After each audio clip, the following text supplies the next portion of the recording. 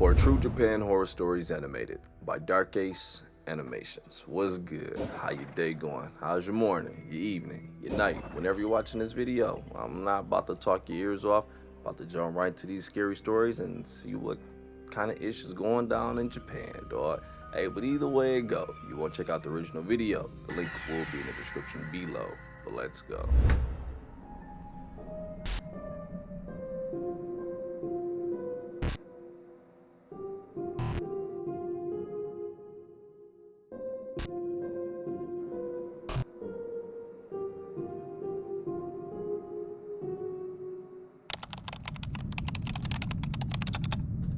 Narrated by Let's Read.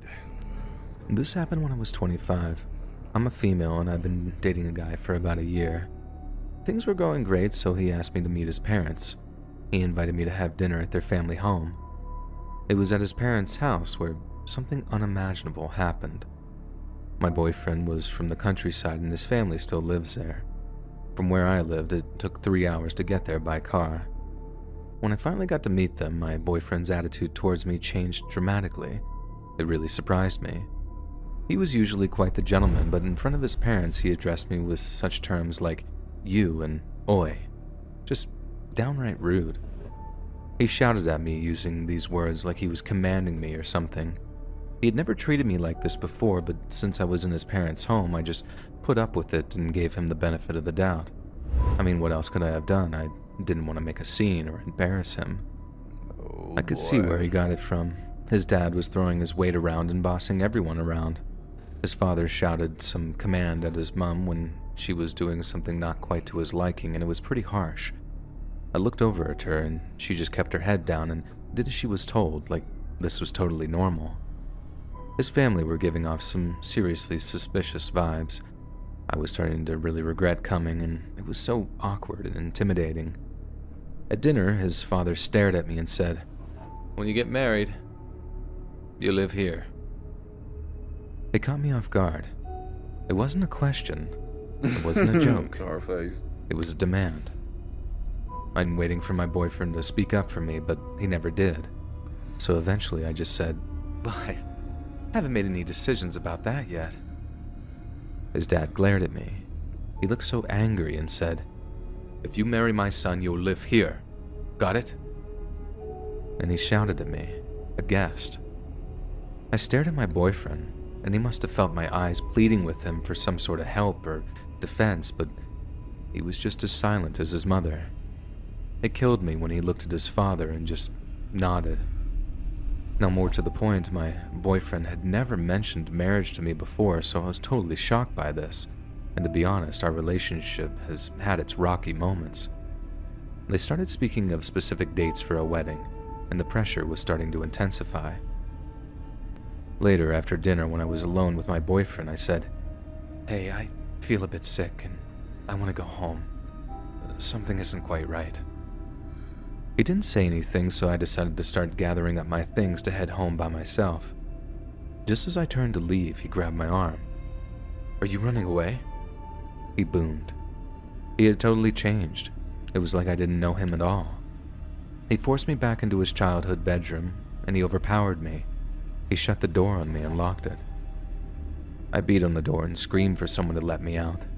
I was making so much noise, there was no way that no one else in the house wouldn't have heard me. Things got worse when I realized that I had left my phone on charge downstairs.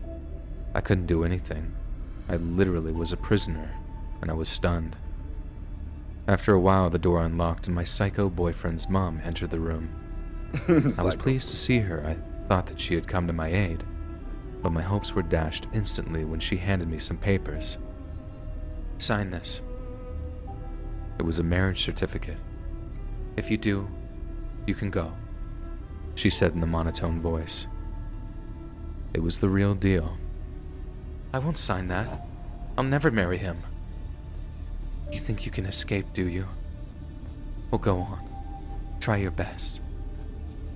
She asked me to sign it again, and I told her where to go. She walked out of the room and locked the door again. I needed to stay calm. I was terrified, sure, but I needed to keep my composure if I had a chance of getting out. I decided to wait until it was the dead of night, and I turned all of the lights off in the room and kept as still as possible. Figured the window would be my best and only option for escape. I would just have to deal with getting an injury if it happened. Hey, steal his keys. I opened the window and managed to climb down into the porch roof silently. It truly was amazing. I walked the whole night through to reach the train station, fearing for my safety, looking over my shoulder for that crazy mother and father. Days and weeks passed after this incident. I got email after email from my boyfriend. You think that's the last of us? You really think you can get away? Will not forgive this. Because I was living on my own at the time, I was too terrified to go back to my apartment alone. I asked friends. That just goes to show you really don't know people. With this dude, what she say, 4 or 5 years or whatever, then they just finally decided to go ahead and visit the parents. I forgot how many years they were together, but you know what I'm talking about though. Regardless, she never seen this side of him until I get around Alpha Dad, and it's like, damn, now I gotta impress Dad. It's like, you ain't even one of those because you scared of your pops. So why would she want to marry you anyway? You scared of your dad. Actually, let me rephrase that a little bit, because I do feel like you should feel your father to some extent. I feel like it should be there. You think that's the last of us? Yup. You really think you can get away? Will not forgive this. Because I was living on my own at the time, I was too terrified to go back to my apartment alone. I asked friends and relatives to let me stay with them. I pleaded with them. One friend who lived quite far from where I met my boyfriend allowed me to stay with them, and I felt safer. With the help of a lawyer and a support group, I achieved what he told me was impossible. I escaped from him and his family. I hear from friends and neighbors from my old life. They say that they have seen him hanging around my former apartment and my old hangouts. Even though I live miles and miles away from him now, I'm still worried that he'll find me or find a way to hurt my family.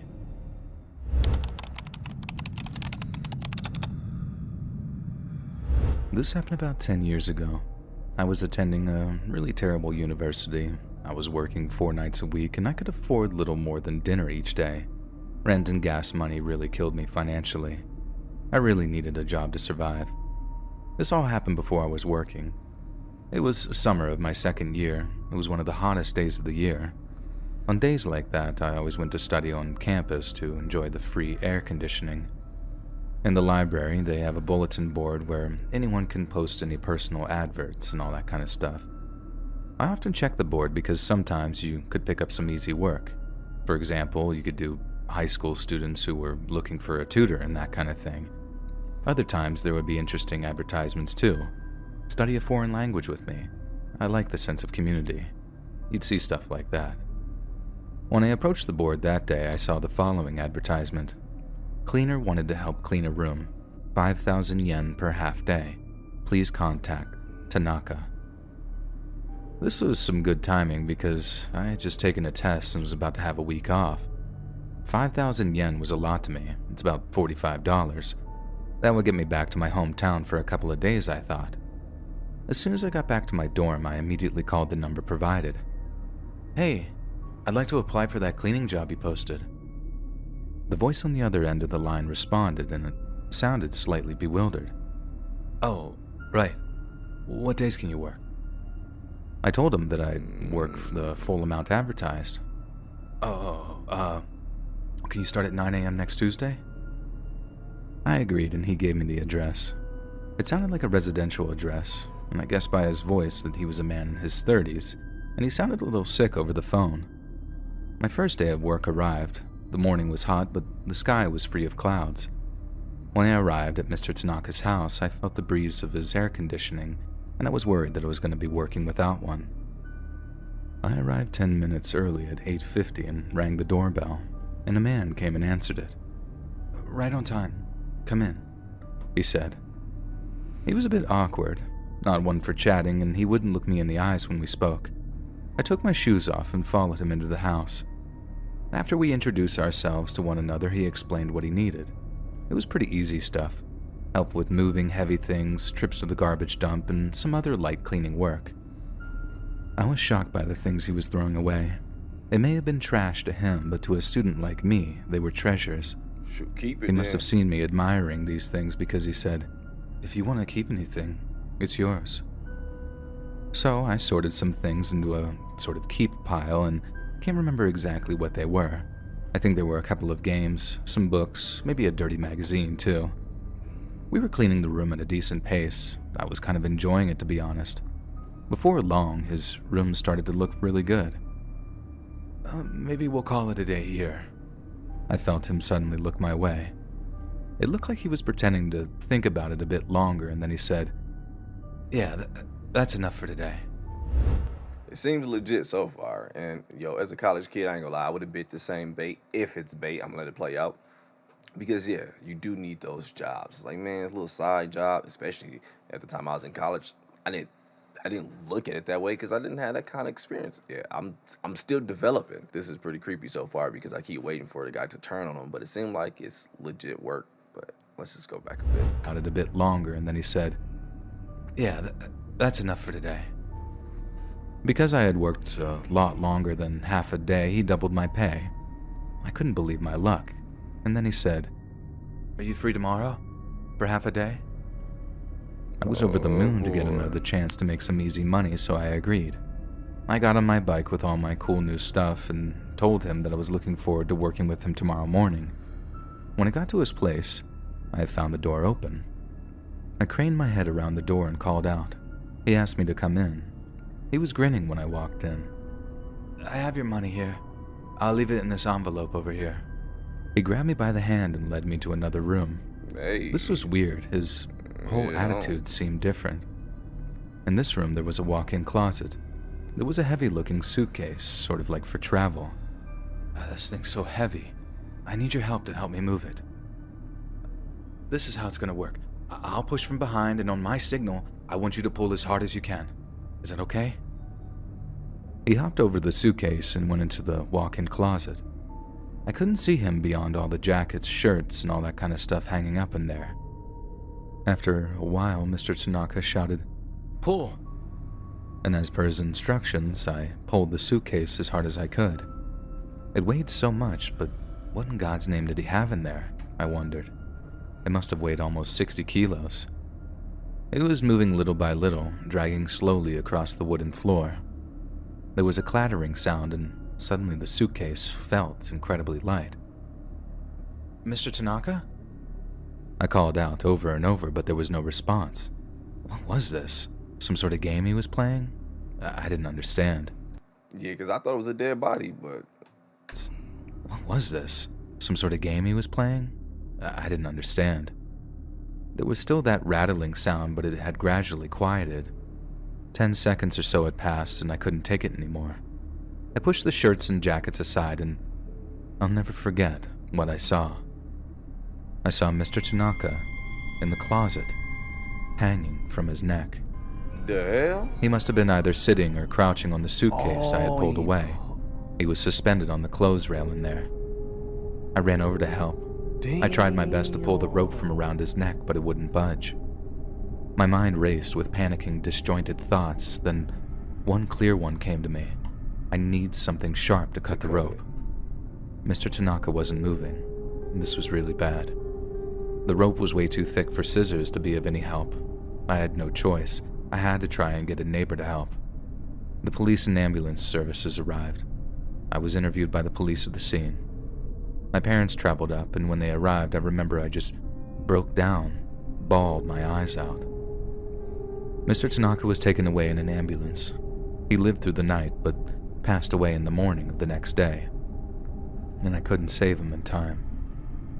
The least I could do for him was to finish the cleaning. I thought that it would help me too to do that. I'm away. But it was so much in the process. I made sure his apartment looked good, though. I had some strange compulsion to finish his final request. I went to take my payment, and inside the envelope was a note as well as the money that he had promised me. The note revealed that he had been laid off. His company had been looking to make cutbacks. Shortly after he found out, his wife had been cheating on him with another man. Damn. His debt and loans seemed insurmountable to him, which is why he decided to just end things. At the end of his note, he apologized to me for all the trouble he'd caused me.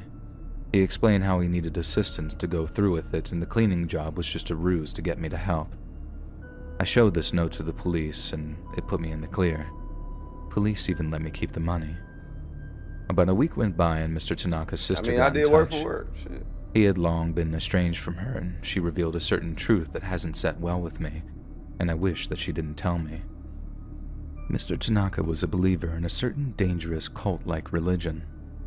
In that religion, the act of taking one's life is considered a terrible sin and is prohibited. If you did that, then you would be condemned to hell for all eternity. So, he couldn't take his own life, and that's why he needed me. I was given 100,000 yen, or $900 from his family, and his estate for all the trouble that he had caused me. According to Mr. Tanaka's interpretation, am I now a murderer? I wonder if I'll go to hell now for killing someone for 115,000 yen, or $1,050.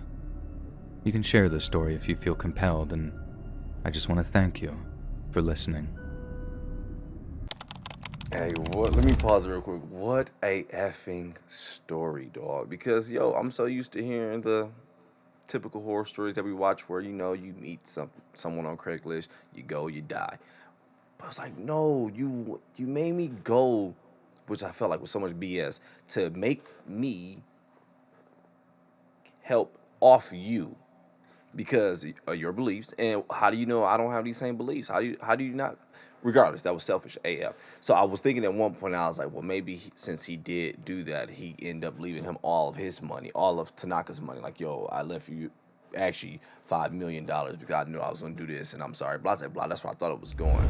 What the You can share this hell? story if you feel compelled, and I just want to thank you for listening.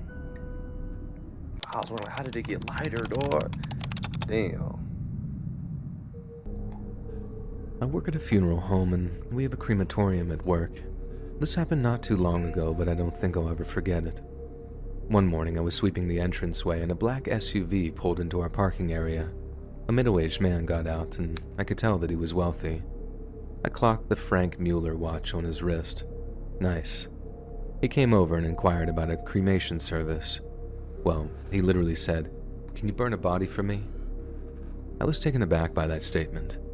Normally, we are contacted by family members of the departed, and they don't always arrive with the body in their car. But of course, we need a certification of death and some other documentation. We needed to be informed ahead of time because we need to make preparations. He said that he called my boss already, and the boss agreed to cremate the body today. His tone was pretty aggressive. He said we needed to get this cremation moving fast. I asked him to wait for a moment while I went to check with my boss. I felt kind of nervous. This seemed highly unusual. My boss was the director of the funeral hall, and he said that we have to do the cremation as fast as we can. This was really weird. Why are we doing these things so different today, I wondered. I couldn't do anything about it, though. It was just my job, so I went to open the ovens. I saw the body. It belonged to a man who looked to be in his early 30s. I'd seen a lot of corpses before, but there was something slightly different about this one. His cheeks seemed pink. I usually check the corpse before burning. It's part of the rules here. And I noticed that it was very clean and appeared to be without any trauma. I put the body into the coffin and pushed the coffin into the cremation ovens.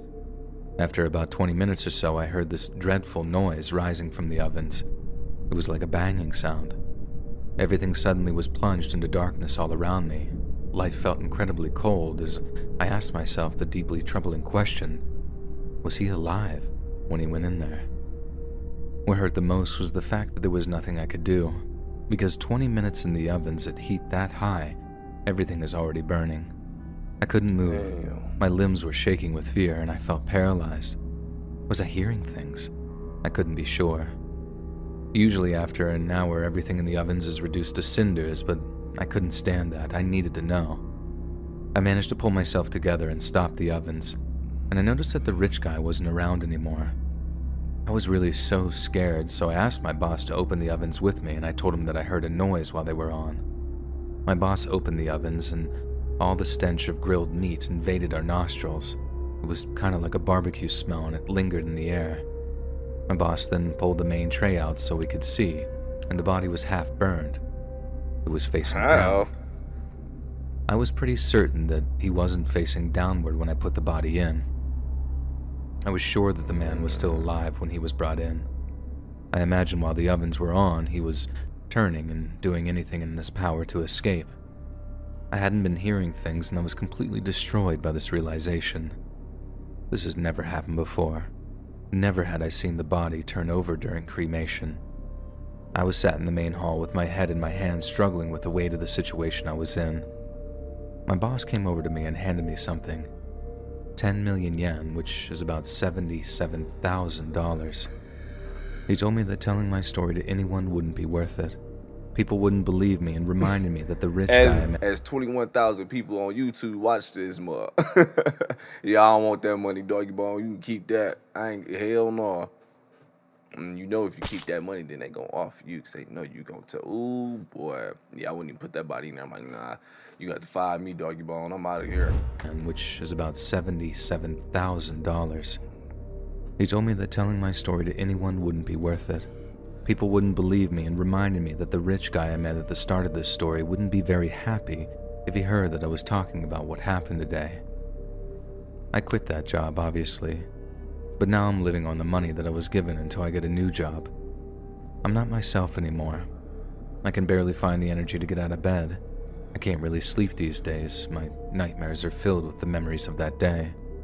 And sometimes I dream that I'm the man in the coffin, and I feel the heat surrounding me. I kick and scream, and then I wake up covered in sweat. I am not doing well. Damn. Hey, these stories dark, dog. When I first got into high school, I got into trouble a few times and ended up skipping school regularly. I would stay at home and watch TV or just play games. I used to take care of my younger brother a lot, too. At night, I used to go out skateboarding or go over to a friend's house to play more games. I probably wasn't the best babysitter. I just left him to his own devices most of the time. One evening, I was having dinner with my little brother, and we were both watching TV together. I should mention that my mother was in and out of the hospital at the time. I guess that was maybe why I was acting out at school. Every night it was just me and my little brother since Dad worked late. After he finished eating, he suddenly said, "Oh yeah, the phone. I need the phone." My younger brother was 4 years old, by the way. "Hey, where? What? What are you talking about? I need the phone," he kept repeating while running off. Our home phone was in the hallway, and he ran in that direction. I was confused, so I went after him. He was trying to reach the phone on the phone table in the hallway.